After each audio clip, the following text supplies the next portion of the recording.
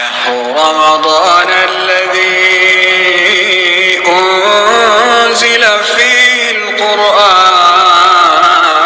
السلام علیکم ناظرین، امید کرتا ہوں آپ خیریت سے ہوں گے۔ اللہ رب العالمین ہم سب کو اپنے حفظ و امان میں رکھے۔ جیسا کہ اللہ رب العالمین کی توفیق و رحمت سے آج رمضان المبارک کا 10واں روزہ ہے، اور جو ہماری رمضان سیریز کا دوسرا سیشن تھا ہر پارہ کی پہلی آیت کی ترجمہ اور اس کی تفسیر کے حوالہ سے، آج چونکہ 10واں روزہ ہے تو ہم 10ویں پارہ کی پہلی آیت کا ترجمہ اور اس کی تفسیر جاننے کی کوشش کریں گے۔ سب سے پہلے آپ 10ویں پارہ کی پہلی آیت کی جو تلاوت ہے وہ سماعت فرمائیے۔ اعوذ باللہ من الشیطان الرجیم، بسم اللہ الرحمن الرحیم، وَاعْلَمُوا أَنَّمَا غَنِمْتُم مِّن شَيْءٍ فَأَنَّ لِلَّهِ خُمُسَهُ وَلِلرَّسُولِ وَلِذِي الْقُرْبَى وَالْيَتَامَى وَالْمَسَاكِينِ وَابْنِ السَّبِيلِ إِن كُنتُمْ آمَنتُم بِاللَّهِ وَمَا أَنزَلْنَا عَلَى عَبْدِنَا يوم الفرقان يوم التقى الجمعان واللہ على كل شيء قدیر۔ جی تو وَاعْلَمُوا أَنَّمَا غَنِمْتُم، وَاعْلَمُوا جان لو تم، أَنَّمَا غَنِمْتُم مِّن شَيْءٍ کہ جو غنیمتوں کا مال ہے اس میں سے کوئی چیز بھی ہو، کہ اللہ رب العالمین کہہ رہے ہیں کہ جان لو تم، اگر تم نے کوئی غنیمت کا مال حاصل کیا، غنیمت کا مال جو تم نے حاصل کیا اس میں کچھ بھی ہو، اور وہ کوئی بھی مال ہو جیسا بھی ہو، فَأَنَّ لِلَّهِ خُمُسَهُ تو وہ اللہ کے لیے ہے اس کا خمس، وَلِلرَّسُولِ اور اس کے رسول کے لیے ہے۔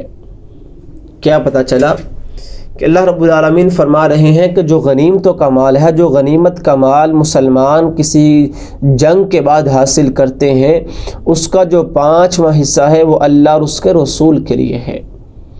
اس کے رسول کے لیے وہ 5واں حصہ ہے، خمس 5واں حصہ اس کے نبی کے لیے ہے، کیونکہ نبی کرم صلی اللہ علیہ وآلہ وسلم جب مدینہ کے اندر تھے تو حضرت خدیجہ رضی اللہ تعالیٰ کا جو مال تھا آپ اس سے گزارا کرتے تھے، جو وہ چھوڑ کر گئی تھیں، یا پھر ان کی جو تجارت تھی، آپ کا رہن سہن، آپ کی جو روزمرہ کی ضروریات تھی وہ وہاں سے پوری ہوتی تھیں۔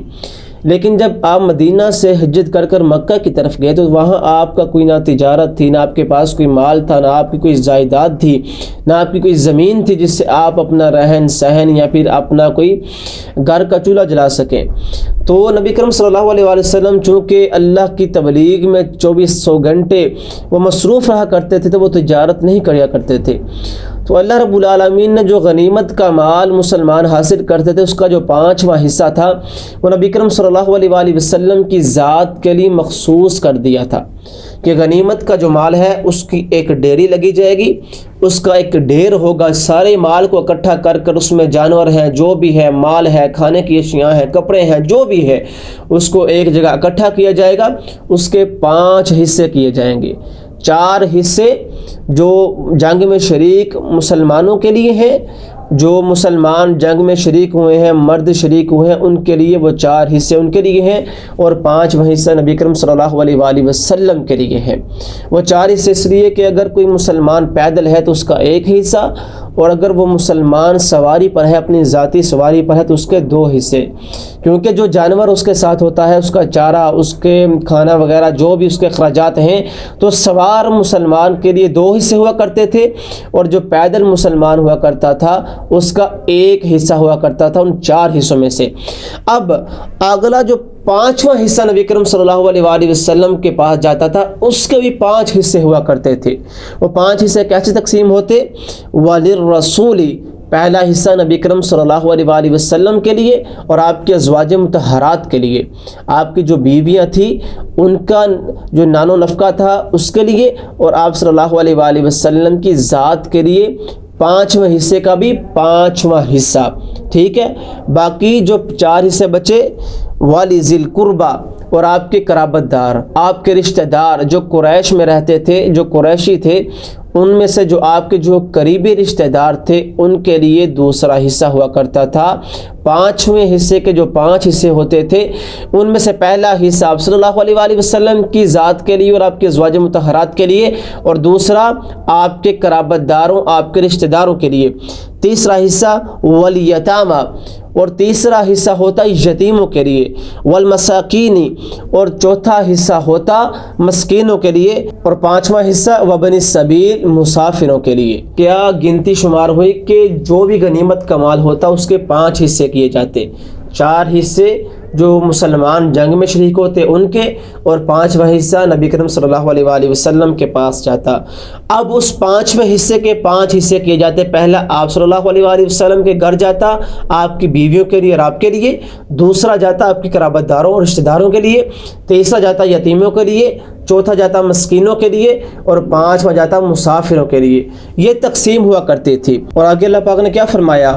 ان کنتم آمنتم باللہ وما انزلنا علی عبدنا، اور اگر تم ایمان لاتے ہو اللہ پر اور اس پر چیز پر جو میں نے اپنے بندے پر نازل کی، یوم الفرقانی، فیصلے کے دن، یوم التقى الجمعان، جس دن 2 جماعتیں، 2 گروہ، 2 فوجیں آپس میں بڑھ گئی، آپس میں ان کی لڑائی ہو گئی۔ کس لڑائی کی طرف اشارہ ہے؟ یہ جنگ بدر کی طرف اشارہ ہے کہ جب نبی کرم صلی اللہ علیہ وآلہ وسلم میدان بدر میں پہنچے تو آپ کے فوج کی تعداد کم تھی اور کفار کی فوج کی تعداد زیادہ تھی۔ تو نبی کرم صلی اللہ علیہ وآلہ وسلم ابوبکر صدیق رضی اللہ تعالی عنہ ایک خیمے میں تشریف فرما تھے۔ وہاں آپ صلی اللہ علیہ وآلہ وسلم گڑ گڑا کر اللہ سے دعائیں مانگ رہے تھے، اللہ آج کے دن مسلمانوں کو فتح یاب کر دے، آج کے دن اپنے غیب سے مدد کر دے۔ تو حدیث میں آتا ہے کہ آپ صلی اللہ علیہ وآلہ وسلم اتنے مگن ہو کر دعا کر رہے تھے کہ آپ کے شانوں سے کپڑا ہٹ گیا۔ تو ابوبکر صدیق رضی اللہ تعالی عنہ نے وہ کپڑا اٹھا کر آپ کے شانوں پر دیا، اس کو درست کیا۔ آپ نے اتنی رو رو کر دعا کی۔ ابوبکر صدیق رضی اللہ تعالی عنہ فرماتے ہیں، یا رسول اللہ کی قسم، اللہ نے آپ کی دعا کو ضرور سن لیا ہوگا اور اللہ آپ کی مدد ضرور فرمائے گا، آپ اتنی رو کے دعائیں نہ کریں۔ تو پھر نبی کرم صلی اللہ علیہ وآلہ وسلم نے دیکھا کہ جبرائیل علیہ السلام تشریف فرما رہے ہیں اور ان کے ساتھ فرشتوں کی فوجیں آ گئی ہیں۔ تو نبی کرم صلی اللہ علیہ وآلہ وسلم خوش ہو گئے۔ آپ نے فرمایا کہ اللہ کی مدد اتر آئی ہے، اللہ کی نصرت و تائید اتر آئی ہے۔ تو پھر مفسرین لکھتے ہیں کہ صحابہ کہتے تھے کہ ایسے ہوا کہ جو پہلے نتیجہ الٹ رہا تھا کہ ہم شکست کھا رہے تھے، تو پھر جب اللہ کی نصرت و تائید اتری تو ایسے محسوس ہوتا تھا کہ جب ہم تلوار چلاتے تو تلوار ابھی مشرک کی، کافر کی گردن پر نہ پہنچتی، اس کی گردن پہلے ہی اڑ گئی ہوتی، کہ ہماری تلوار لگنے سے پہلے پہلے اس کے جسم کے ٹکڑے ہو جایا کرتے۔ تو یہ اللہ نے اپنی فوج بھیجی، فرشتوں کی فوج بھیجی۔ تو اللہ یہاں وہ کہہ رہے ہیں کہ جو ایمان لاتا ہے کہ ہم نے علی عبدنا یوم الفرقان یوم التقى الجمعان، کہ ہم نے اس دن اپنے بندے پر اپنی مدد نازل کی، ہم نے نازل کی اپنی مدد یوم الفرقان، فیصلے کے دن۔ اور پھر فیصلہ کیا ہوا کہ جب اللہ نے اپنی فوج بھیجی، اپنی مدد اور تائید بھیجی، تو پھر مسلمان فتح یاب ہو گئے، مسلمانوں کی کم فوج زیادہ پر بھاری ہو گئی اور مسلمان جیت گئے، مسلمان نے فتح حاصل کر لی۔ تو مسلمانوں نے پھر مال غنیمت کو اکٹھا کیا۔ دیکھیں کیسا دین ہے ہمارا کہ اللہ رب العالمین ساتھ ساتھ نبی کرم صلی اللہ علیہ وآلہ وسلم پر احکامات اور تعلیمات نازل کر رہے ہیں کہ جب غنیمت کا مال کو اکٹھا کیا تو اللہ نے تب ہی کہا انما غنمتم من شیء فإن للہ خمسہ، کہ اس میں سے 5واں حصہ نبی کرم صلی اللہ علیہ وآلہ وسلم کا ہے۔ تو پھر اسی تقسیم کے ذریعے وہ مال کو تقسیم کیا گیا۔ تو آگے اللہ رب العالمین فرماتے ہیں واللہ علی کل شیء قدیر، اللہ کی ذات ہر چیز پر قادر ہے۔ اس دنیا کائنات میں جو بھی چیز ہے اس پر اللہ کی ذات قادر ہے۔ اگر ایک ذرہ بھی اس دنیا کائنات میں اپنی حرکت میں آتا ہے تو وہ اللہ کی اجازت کے بغیر نہیں آتا۔ اللہ رب العالمین ہر چیز پر قادر ہے۔ اللہ چاہے تو کم فوج کو زیادہ فوج پر باری کر دے، اللہ جیسا چاہے وہ کر سکتا ہے، اللہ جو چاہے کر سکتا ہے، جس وقت چاہے وہ کر سکتا ہے، کیونکہ علی کل شیء قدیر، وہ ہر چیز پر قادر ہے۔